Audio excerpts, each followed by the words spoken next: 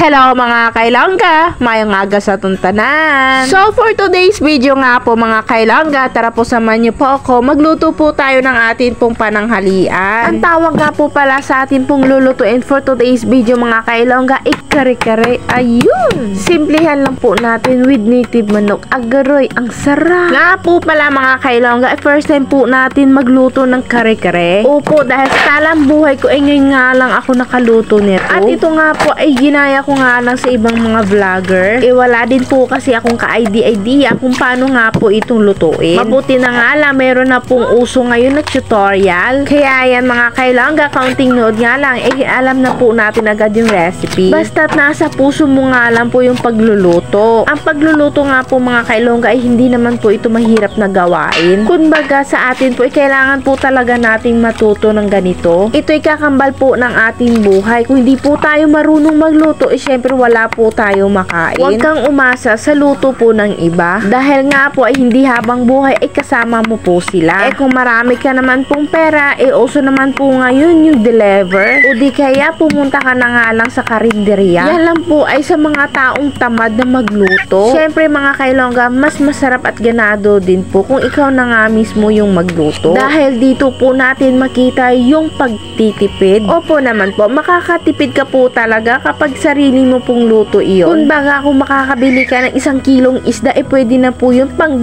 araw. Kung mag-isa ka na nga lang, pwedeng kalahating kilo na yan, pang 2 araw mo na yan. Kung sa tawag na wala ka namang refrigerator, syempre pwede mo namang yan prituhin. Kung sawa ka naman po sa prito, marami din pong recipe yan. Pwede mo din naman pong ipaksiw para di mapanis. O di kaya gulay mga kailongga, dito po sa amin uso yung gulay. Gulay po talaga yung aming ulam dito palagi mga kailongga. Yung gulay nga po dito, hindi na po namin binibili. Maliban na nga lang kung wala po sa aming bakuran yung ibang gulay. Dito nga po sa amin, sa kapitbahay, pwede ka na pong humingi. Hindi po lahat dito nabibili po ng pera. Kapag nga dito ka sa probinsya at tumira mga kailongga, hindi ka mo magugutom dito. Yun nga lang, pag wala ka pong bigas, nga, bigas po kasi yung kakambal po ng aming buhay dito sa probinsya mga kailongga. Ito nga po yung lagi naming sinasabi mga kailongga, na kahit wala pong ulam basta't may bigas nga lang. Dahil yung ulam po mga kailongga kahit saan sana paligid nga lang meron. Kapag bigas naman po yung pag-uusapan mga kailongga,